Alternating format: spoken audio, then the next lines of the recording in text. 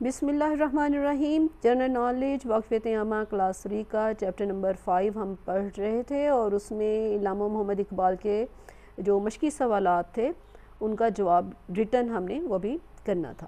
تو سوال نمبر 2 مختصر جوابات دیں۔ پہلا ہے کہ علامہ محمد اقبال نے بچوں کے لیے کئی نظمیں لکھی، ان میں سے اپنی پسندیدہ 3 نظموں کے نام لکھیں۔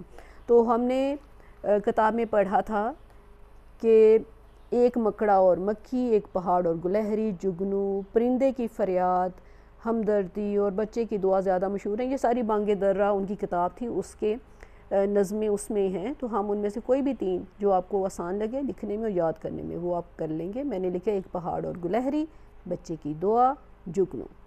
نمبر 2 سوال تھا علامہ محمد اقبال کی شاعری کے کوئی سے 2 اہم موضوعات تحریر کریں۔ تو ہم نے کتاب میں سبق پڑھتے ہوئے ریڈنگ کرتے ہوئے دیکھا تھا کہ آپ کی شاعری کے اہم موضوعات میں اسلام، مسلمان، آزادی اور وطن کی محبت شامل ہیں، ٹھیک ہے۔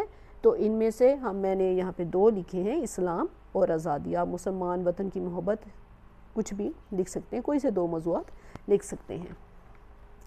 نمبر 3 ہے علامہ محمد اقبال کی کسی ایک کتاب کا نام بتائیں۔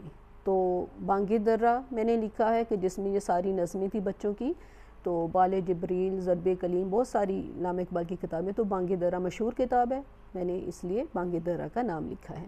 نمبر 4 علامہ محمد اقبال نے اعلیٰ تعلیم کن ممالک سے حاصل کی۔ تو یہ ہم پڑھ چکے ہیں کہ آپ نے اعلیٰ تعلیم انگلستان اور جرمنی سے حاصل کی۔ نمبر 5 علامہ محمد اقبال کو سر کا خطاب کس نے دیا؟ اس کا جواب ہوگا کہ حکومت برطانیہ انگلستان کی طرف سے سر کا خطاب ملا تھا، ٹھیک ہو گیا۔ یہ ہمارے باب یعنی کہ چیپٹر 5 علامہ محمد اقبال کے جو ریٹن کوسٹن آنسر سے وہ رہ گئے تھے، تو یہ بھی اب کمپلیٹ ہو گئے۔